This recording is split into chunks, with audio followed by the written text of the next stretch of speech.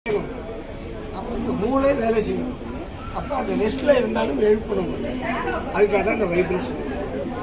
சாதாரணமாக நம்ம இந்து சாஸ்திரத்தில் என்ன சொல்லுவாங்க, எங்கேயாட்டி கிளம்புறோம்னா பிள்ளையாரை கும்பிட்டு போ, ஒழுங்காக நடக்கும் அப்படிங்கிறாங்க. ஏன் பிள்ளையாரை கும்பிட சொல்கிறாங்க? மற்ற சமயம் கும்பிட்டா உருப்படியாகாங்க. இது சயின்ஸ். நம்ம இந்து மதம் எப்படின்னு கேட்டீங்கன்னாக்கா ஆன்மீகம் ப்ளஸ் சயின்ஸ். சயின்ஸுன்னு சொன்னாக்க கேட்க மாட்டாங்க. இது விஞ்ஞானம்டா செய்யி அப்படின்னாக்கா எவ்வளோ கேட்க மாட்டாங்க. ஆன்மீகம்னாக்கா பயந்துட்டு கேட்பான். பிள்ளையார் முதற்கணும். பிள்ளையார் எப்படி கும்பிடுவேன்? கரெக்டாக சொல்லணும். இப்போ பிள்ளையார் கோயிலுக்கு வந்திருக்கேன், பிள்ளையார் எப்படி கும்பிடுவேன் சொல்லுவேன். அதுக்கு முன்னாடி வந்த உடனே எப்படி கும்பிடுவேன்? அவர் சொல்றாங்க, கவுனி இங்க பாரு, இப்படி இல்லையா இப்படிங்க. முருகனை எப்படி கும்பிடுவேன்? முருகன்ட்ட போய் எவனா ரெண்டு இப்படி கொட்டுவானா? சிவன்கிட்ட ரெண்டு கொட்டுவானா? பெருமாள்கிட்ட ரெண்டு கொட்டுவானா? பிள்ளையார்ட்ட மட்டும் தான் கொட்டுவான் இல்லையா? இப்படி கொட்டும் போது என்ன இருக்கு? வைப்ரேட் ஆகும்போது மூளை என்ன பண்ணும்? இவன் ஏதோ வேலை செய்ய போறான். அப்ப இவன் சொல்றதை அப்சர்வ் பண்ணிக்கணும். நம்ம மெயின் சுவிட்சை ஆன் பண்ணாதான் கம்ப்யூட்டர் வேலை செய்யும். இப்போ ஃபோன் எடுத்துட்டு பேச முடியுமா? நீ முதல்ல ஆன் பண்ணணும். ஆன் பண்ணினா தான் நீ என்ன அப்ளிகேஷனை இது பண்ணணுமோ அதை இது பண்ண முடியும். அந்த மாதிரி மூளையை ரெடி பண்ணணும். மூளையை ரெடி பண்ணினா தான் நீ செய்கிற வேலை ரெஜிஸ்டர் ஆகும். அப்போ இதுக்கு என்னடா வழின்னு பார்த்தாங்க நம்ம ஆன்மீகத்தில். பிள்ளையாருக்கு இப்படி கும்பிடணும். இது முதற்கடவுள். பிள்ளையார் கும்பிட்டு போ, வேலை கரெக்டாக நடக்கும். ஏன்? மூளை சரியாக இருக்கும். நீ செய்கிற வேலையை அப்சர்வ் பண்ணிக்கணும். இதை எப்படி பண்ணு, இதை எப்படி பண்ணு, ஆர்டர் பண்ணு. அப்போ அந்த வேலையை கரெக்டாக இருக்கும், ரிசல்ட்டு கரெக்டாக கிடைக்கும். ஓகே, அதனால தான் பிள்ளையாரை கும்பிட்டு போகுது.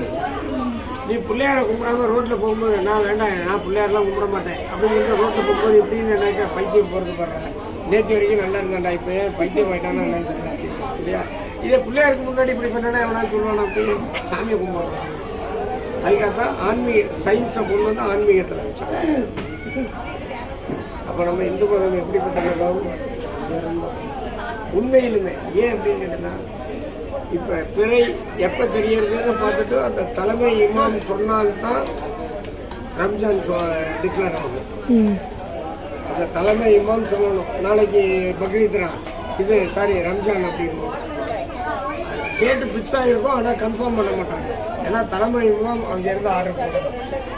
ஆனால் நம்மளுக்கு அமாவாசை எவனாவது ஆர்டர் போடுறான்னா, பௌர்ணமி எவனாவது ஆர்டர் போடுறானா, சங்கஷ்டி எவனாவது ஆர்டர் போடுறானா, கிருத்திகை எவனாவது ஆர்டர் போடுறானா, இதெல்லாம் பஞ்சாங்கத்தில் எழுதி வச்சுருக்காங்க. இப்போ வேணால் கம்ப்யூட்டர் வந்திருக்கு, போட்டு கூட்டி கழித்து கணக்கு போட்டு சொல்லிடுறாங்க. ஒரு 40-50 வருஷத்துக்கு முன்னாடி கம்ப்யூட்டர் கிடையாது, ஆனால் பஞ்சாங்கம் உண்டு. இத்தனாம் தேதி அமாவாசைமா நீங்கள் நல்லாவே இருக்காது. கம்ப்யூட்டர் இல்லாத போது எப்படி கண்டுபிடிச்சான்? அதுதான் இந்து மதம். வேற எந்த மதத்துலேயும் இல்லை. ஆனால் இந்து மதத்தில் இந்த கிரகங்களில் இப்படி போகிறது, பேப்பர் பேனாவை வச்சுட்டு கணக்கு கூட்டி கழித்து போட்டு இந்த கிரகம் இங்கேருந்து இங்கே மூவ் ஆகிறதுக்கு இவ்வளோ டைம் எடுக்கும். அப்போ இத்தனாம் தேதி இந்த நிகழ்வு நடக்கும் அப்படின்னாக்கா அத்தனாம் தேதி அந்த நிகழ்வு நடந்தே தீரும். இத்தனாம் தேதி கிரகணம் அப்படிங்கிறான். சந்திரன் ஃபுல்லாக மறைஞ்சிடுறது. சூரிய கிரகணம்ங்கிறான், சூரியன் மறைஞ்சிடுறது. இதெல்லாம் எப்படி கால்குலேட் பண்ண முடியாது? வேறு எந்த மதத்துலையாவது இருக்கா? இப்போ நீ கிறிஸ்துவ மதம் எடுத்துட்டு அப்படின்னா கிறிஸ்மஸ்னா டிசம்பர் 25 முடிஞ்சது, ஜனவரி 1 நியூ இயர். ஆனால் நம்ம இந்து மதத்தில் இத்தனாம் தேதி தான் அமாவாசைன்னு சொல்ல முடியாது. அவன் பஞ்சாங்கத்தில் எண்ணி பண்ணுறதாலும் அன்றைக்கி தான் நடக்கும் இல்லையா? அப்போ இந்து மதம் எவ்வளோ வலிமையானது.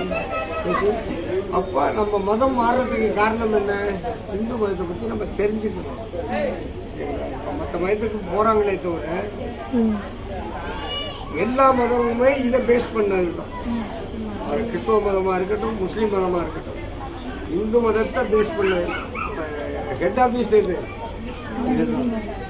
அப்போ நம்ம ஹெட் ஆஃபீஸில் இருக்கணுமா, சப் ஆஃபீஸில் பிரான்ச்சில் போய் இருக்கணுமா? நான் ஹெட் ஆஃபீஸில் இருந்தால் மதிப்பு ஜாஸ்தி, பிரான்ச்சுக்கு போனேன்னா மதிப்பு கம்மி. இங்கே யாராவது நீ இந்து மதத்துக்கு வான்னு கூப்பிடுறோமா? இல்லை. எங்கேயாவது கேள்விப்பட்டிருக்கியா? ஆனால் கிறிஸ்துவ மதத்துக்கு வரியா, வா எங்கள் சர்ச்சுக்கு போகலாம், இந்த சர்ச்சுக்கு போகலாம், அந்த சர்ச்சுக்கு போகலாமா? காரணம் என்ன? இப்போ நான் 10 பேரை கூப்பிட்டேன்னாக்க என்ன இருக்கும்? இதோ வந்தேன். நான் 10 பேரை கூப்பிட்டா என்ன அர்த்தம்? எனக்கு தாக்கத்து இல்லைன்னா தானே நான் 10 பேரை கூப்பிடணும். எனக்கு தாக்கத்து இருந்தேனாக்க எவனும் தேவையில்லை போடா நான் பார்த்துப்பேன்.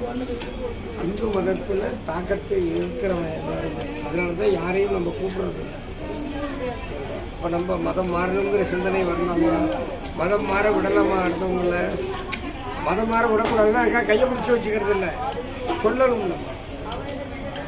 நம்ம உங்கள்கிட்ட ஏன் சொல்கிறேன் அப்படின்னாக்க, யாராவது அந்த மாதிரி சிந்தனையில் இருந்தால் கூட என் இந்து மதத்தில் இப்படிலாம் இருக்குது, எங்கள் ஐயருக்கு அந்த கதையெல்லாம் சொன்னார், இப்படி இருக்குது. இதெல்லாம் சத்தியமான உண்மை, நடந்தது. இப்பயும் சொல்கிறேன், நீ மற்ற மதத்து கடவுளை நினைக்கிறத விட இந்த மதத்து கடவுளை நினச்சிட்டு ஒரு வேலை செஞ்சு அப்படின்னாக்க போகிறோம். நாளைக்கு நீங்கள் பண்ணி பாருங்க. நான் இந்த டெஸ்ட் நான் சொன்னேன் இல்லையா, உனக்கு எந்த சுவாமியை பிடிக்குமோ அந்த சுவாமியை ஒரு ஃபியூ செகண்ட்ஸ் வேண்டிட்டு பிரார்த்தனை பண்ணிவிட்டு படி, ஒரு 3 times படி. இது எப்போனாக்க இவ்வளோ விட இன்னும் சின்னவளா என் பொண்ணு இருக்கும்போது இங்கே இசைக்கு இருக்காங்க இல்லையா, இப்போ கருணாநிதியோட பொண்ணு இருக்காளே, அவன் டியூஷன் எடுப்பான். இதுக்கு பின்னாடி இருந்தது வீடு. என்ன, என் பொண்ணு டியூஷனுக்கு வருவான். அப்போ